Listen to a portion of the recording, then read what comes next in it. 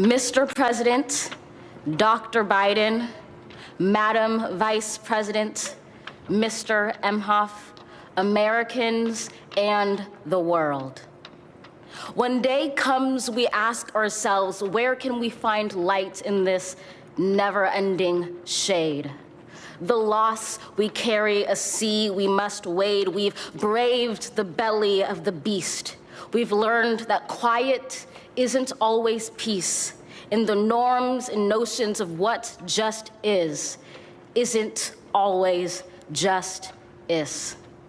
And yet the dawn is ours before we knew it. Somehow we do it. Somehow we've weathered and witnessed a nation that isn't broken, but simply unfinished. We, the successors of a country and a time where a skinny black girl descended from slaves and raised by a single mother can dream of becoming president, only to find herself reciting for one.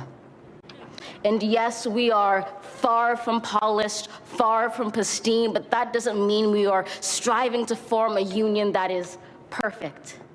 We are striving to forge our union with purpose, to compose a country committed to all cultures, colors, characters, and conditions of man.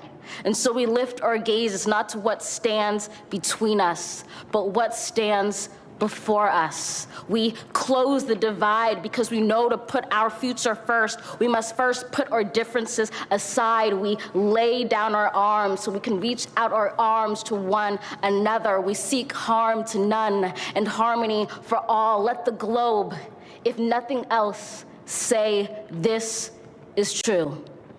That even as we grieved, we grew, that even as we hurt, we hoped, that even as we tired, we tried, that we'll forever be tied together, victorious, not because we will never again know defeat, but because we will never again sow division.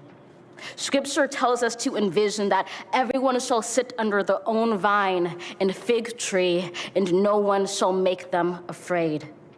If we're to live up to our own time, then victory won't lie in the blade, but in all the bridges we've made. That is the promised glade, the hill we climb, if only we dare it, because being American is more than a pride we inherit. It's the past we step into and how we repair it.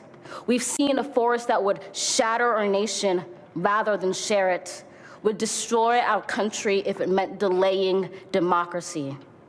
And this effort very nearly succeeded. But while democracy can be periodically delayed, it can never be permanently defeated.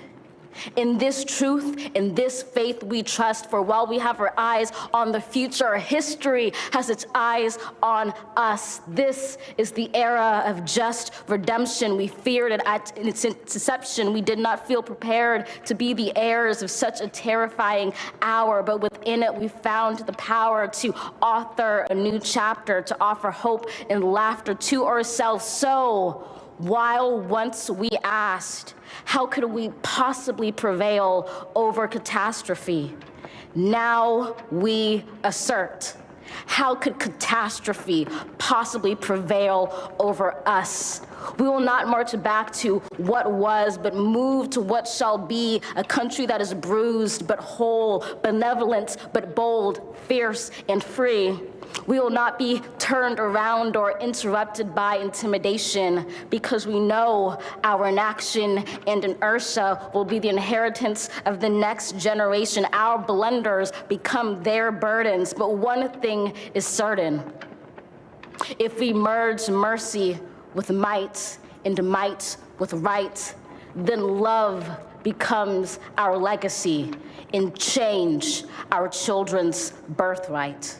So let us leave behind a country better than the one we were left. With every breath from my bronze-pounded chest, we will raise this wounded world into a wondrous one. We will rise from the gold-limbed hills of the West. We will rise from the windswept Northeast, where our forefathers first realized revolution. We will rise from the lake-rimmed cities of the Midwestern states. We will rise from the sun-baked South. We will rebuild, reconcile, and recover in every known nook of our nation, in every corner called our country. Our people, diverse and beautiful, will emerge battered and beautiful. When day comes, we step out of the shade, aflame and unafraid. The new dawn blooms as we free it. For there is always light, if only we're brave enough to see it, if only we're brave enough to be it.